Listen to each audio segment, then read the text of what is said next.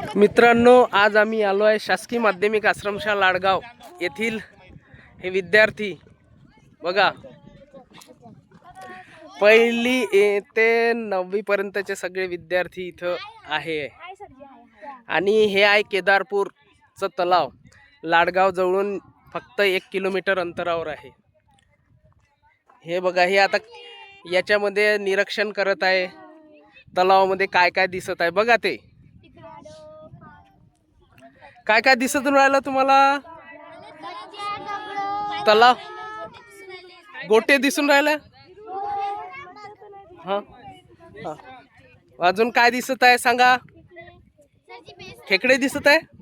हा, अजून काय दिसतं?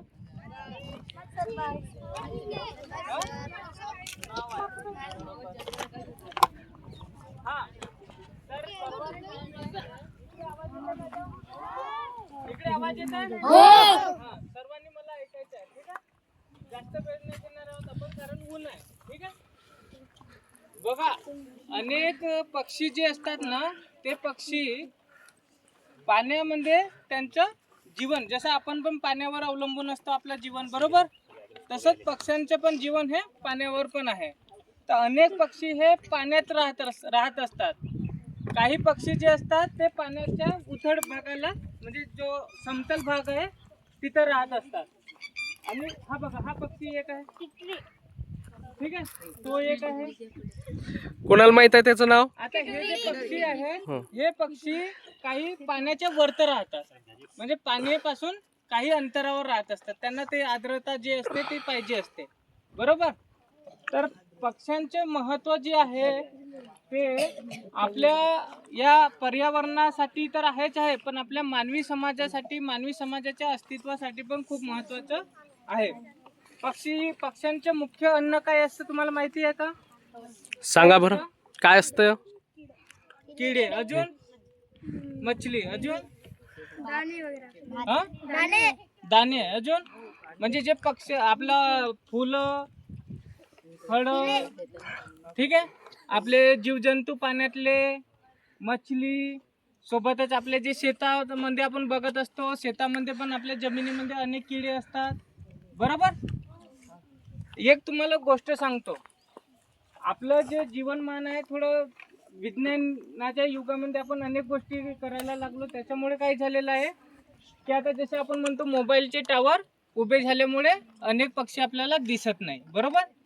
तसेच आपण शेतीमध्ये पण आपण रासायनिक जे रसायनाचा आपण छिडकाव करत असतो, बरोबर? तर त्याच्यामुळे जे काही जमिनीमध्ये रसायन जातं, केमिकल जातं, त्याच्यामुळे त्याचा परिणाम जो आहे त्या किड्यांवर होतो. त्याच्यामुळे जे किडे आहेत ते किडे मरून जातात. ते किड्यांवर अवलंबून कोण राहते? आपले पक्षी राहतात, बरोबर? अन्न साखळी आपण सर्वांनी शिकलेलं आहोत, बरोबर? तर ते किडे मरण पावल्यामुळे काय झालं? पक्षी ते पण मरून राहिले.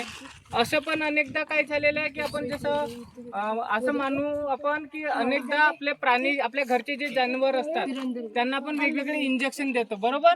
कोणी दूध वाढण्यासाठी देतो, काही बिमारी झाली म्हणून देतो. तर एकदा काय झालेलं की एका म्हणजे बऱ्याच अशा पशूंना इंजेक्शन देण्यात आलेलं होतं केमिकल. ते मरण पावल्याच्या नंतर काय करतो आपण? मशानखोट्यामध्ये पशु फेकून देतो. त्याच्यावर काय करतात? गिधाड्या वगैरे अनेक पक्षी, कावळे वगैरे, बरोबर, त्याच्यात जे काही अवशिष्ट असते ते खाण्याचं काम करत असतात, बरोबर? काय झालं की तो केमिकल अजूनही त्या पशूंमधून निघालेला नव्हता. जेव्हा त्यांनी आपल्या पक्ष्यांनी जेव्हा ते अवशिष्ट जे होतं पक्ष आपल्या जनावरांचं ते जेव्हा खाल्लं तेव्हा पक्षी पण मरून राहिले. म्हणजे असं समजू, जर पक्षी जर मेले तर ते जनावर असेल, बाकीच्या जे पण आपले कीटक जे आहेत, जे घातक आहेत मानवी समाजाला, आपल्या मानवी समाजाला म्हणजे आपल्याला, त्याच्यामुळे काय होतं की जर ते कीटक संपुष्टात आले तर पक्षी संपुष्टात येतील. आणि संपुष्टात पक्षी आल्यामुळे ज्या कीटकांमुळे आपल्याला, जे कीटक आपल्याला घातक आहेत, जे जीवजंतू घातक आहेत, ते आपल्यापर्यंत पोहोचतील. पक्षी असल्यामुळे आतापर्यंत ते पोहोचत नव्हते. त्याच्यामुळे मानवी समाजाला जे वेगवेगळे आपण रोगराई म्हणतो ना, ते वेगानं पसरणाऱ्या येणाऱ्या काळामध्ये जर पक्ष्यांचं अस्तित्व नसेल तर.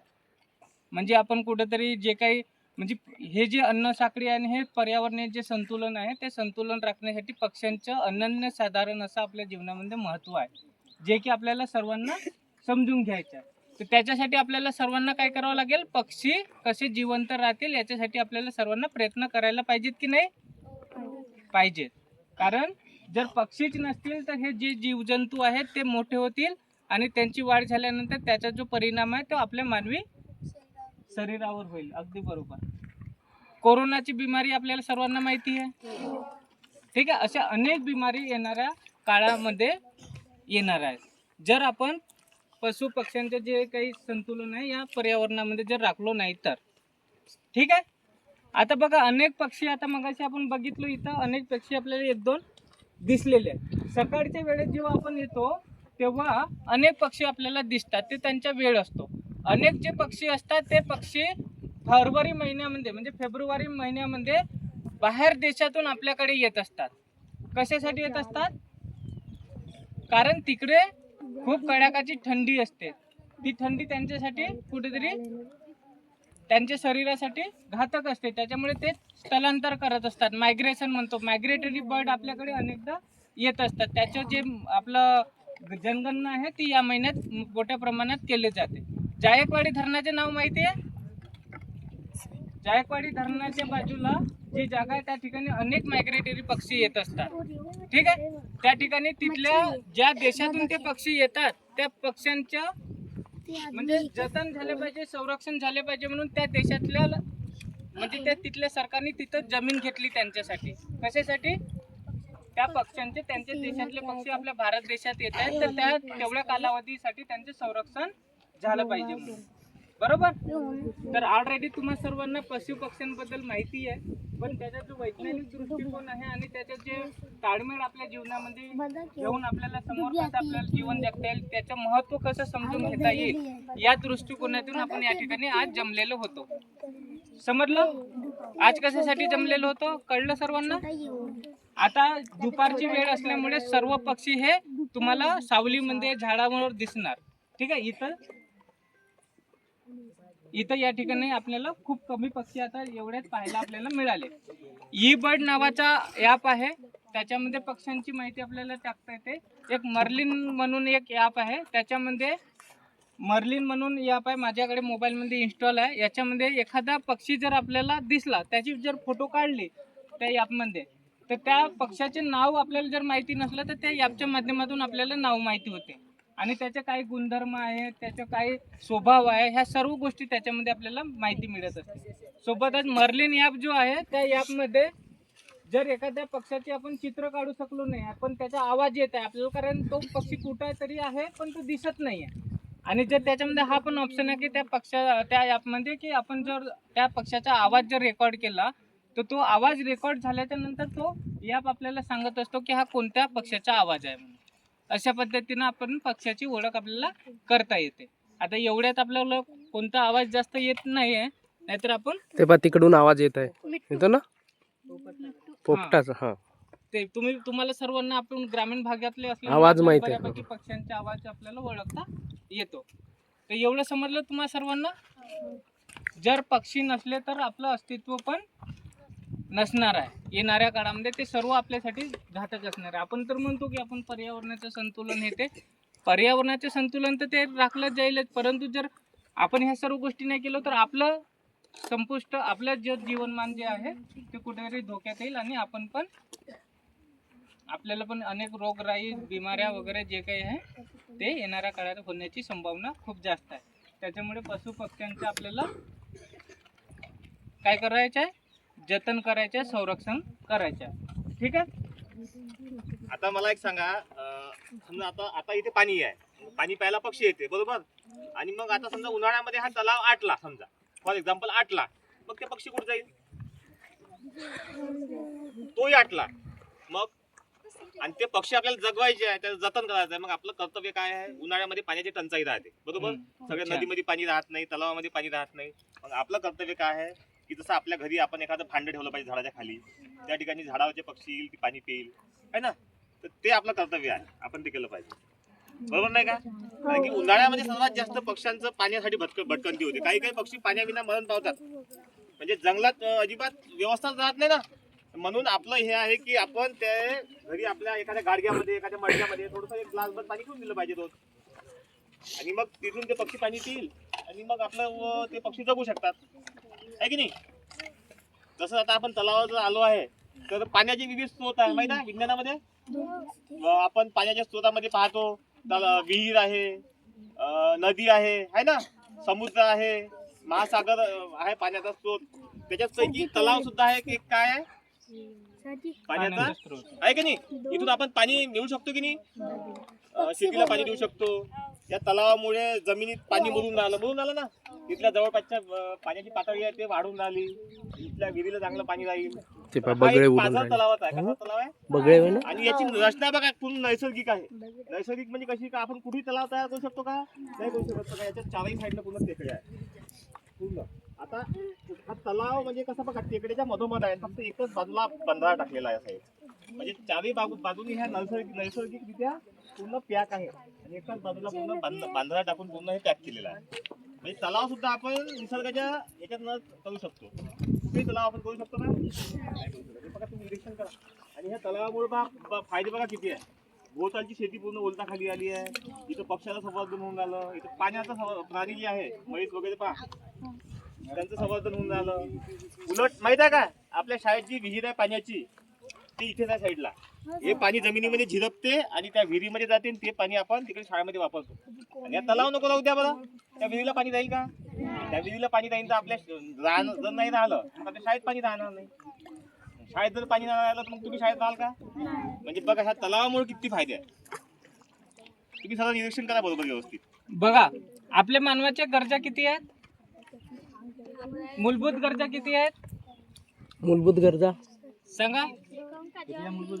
मूलभूत गरजा 3 कोणत्या सांगा. हो. अन्न, अन्न, वस्त्र, निवारा, बरोबर. पण सर्वात महत्वाच्या अन्न, वस्त्र, निवारा ह्या मानवाच्या 3 मूलभूत गरजा आहे असं म्हटलं जाते.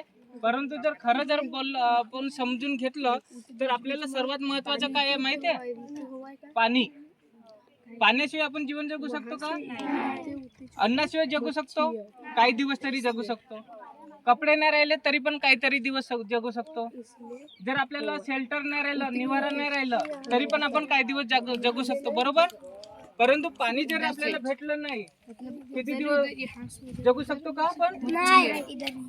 10 घंट्यामध्ये किंवा 5 घंट्यामध्ये आपण पाणी न पिता देवा घरी जाऊ शकतो.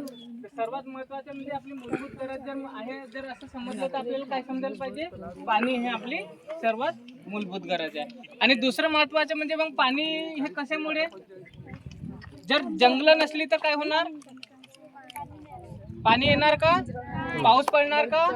दुसरी महत्वाची गरज काय आपली, जंगल.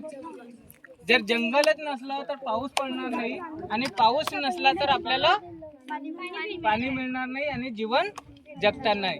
तर त्याच्यामुळे अन्न, वस्त्र, निवारा याच्यामध्ये आपण 2 गरजा मूलभूत आपल्याला टाकल्या पाहिजे, ते म्हणजे पाणी आणि जंगल.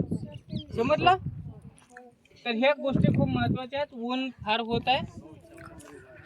याच्यामध्ये तुम्हाला जे जे काही दिसेल ना तर त्याच्या नोंदी करायच्या आहे तुम्हाला. तुमच्या वहीवर तुम्हाला काय दिसलं, ठीक आहे. उद्या परिपाठाच्या वेळी मी तुम्हाला विचारेल. पहिले आता पाहिलं ना, हां माहिती लिहून काढायची. काय काय पाहिलं, कोणते कोणते पक्षी दिसले, प्राणी दिसले, काय काय दिसलं ते सगळं, ठीक आहे. सगळ्यांनी आपापल्या नोटबुकावर लिहून ठेवायचं. आणि उद्या ज्यांनी चांगलं लिहिलं जायचं आपण वाचून दाखवू, ठीक आहे. बुलेट ट्रेन कोणाला माहिती आहे का, बुलेट ट्रेनचे चित्र कोणी पाहिलं का, नाही पाहिलं. घरी जाल तेव्हा बघा. ए आतमध्ये नको जा. बुलेट ट्रेनचा जो टोन आहे ना समोरचा, तो पक्ष्याच्या म्हणजे पक्षी पहिल्यांदा जे शास्त्रज्ञ आहेत त्यांनी बघितलं की किंगफिशर सारखे जे पक्षी आहेत त्या पक्ष्यांना लक्षात घेऊन त्याची डिझाईन करण्यात आली बुलेट ट्रेनची. म्हणजे इव्हन आपण म्हणतो की विमान, तो बघा तो पक्षी चालला.